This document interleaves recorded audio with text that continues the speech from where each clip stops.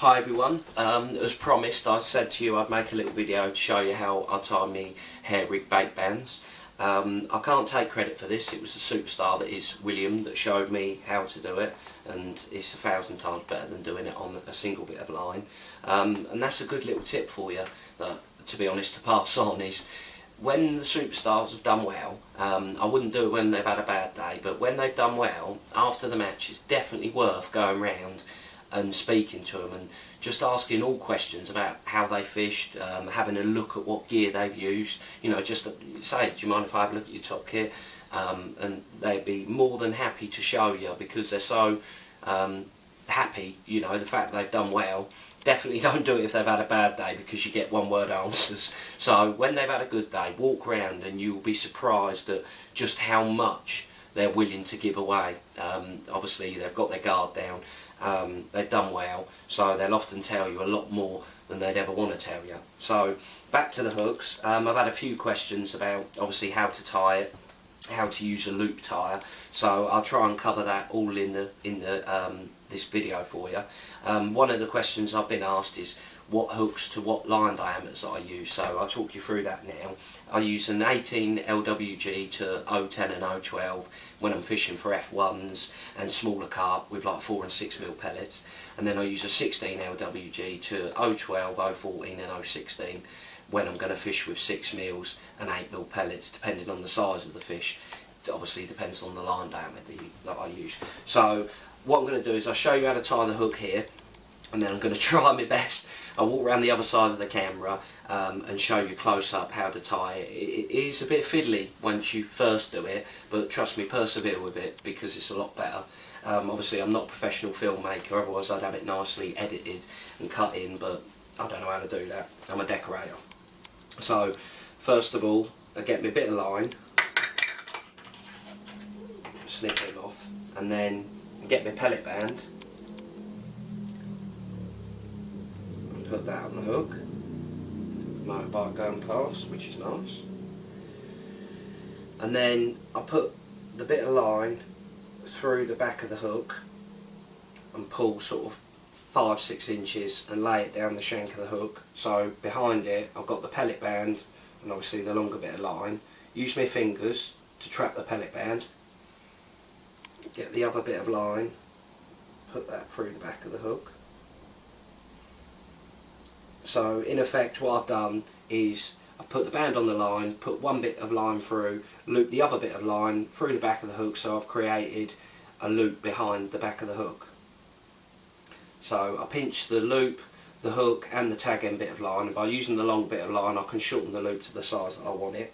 So I just put the pellet band on the back of the hook, and I like it not touching but not far away, sort of a mil gap.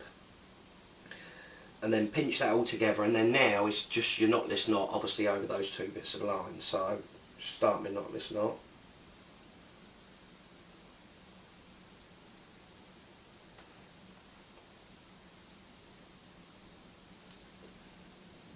And then put that bit through the back of the hook like you would normally to finish your knotless knot off. And that's it. All you've got to do now is just trim that tag end bit of line off, and that's it, done. So what I'm going to do now is try my best. I'll walk around the back of the camera and try and show you close up. So I get my bit of line, I'm pre-prepared, put my band and my hook behind it already and my scissors. So if I get my bit of line and put my pellet band on, so there's my pellet band on the line. Pinch that bit of line, so I've got sort of an inch and a bit of line, and grab my hook and get that bit of line. That's why you want it sort of that sort of length, so it makes it stiffer, so it makes it easy, well, say easier to get through the back of the hook. So the line's through the back of the hook like that, and then I pull that bit of line out of the way and down the side of the hook and grab that. And then I've got my band behind the back of the hook on my line, so using my fingers to hold the band, and then I grab the other end of line go through the back of the hook again. So that's through. So now you can see, oh, okay, just get it. So there's a loop of line behind the back of the hook. So by grabbing the hook, the loop and that tag end at the same time, I can just shorten the band to exactly where I want it, which is there, and then start your knotless knot whipping. So by pinching the hook, the band, that tag end again, I'm left with the bit above it. So if I can start my knotless knot,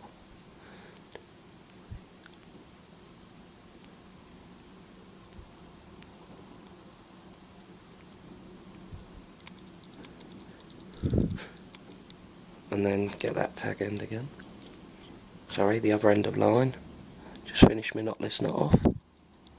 I can put it through the back of the hook, so difficult to see with the camera in front of you, and then just form the knotless knot, obviously wetting it, and then I'll just take it behind, cut that tag end off.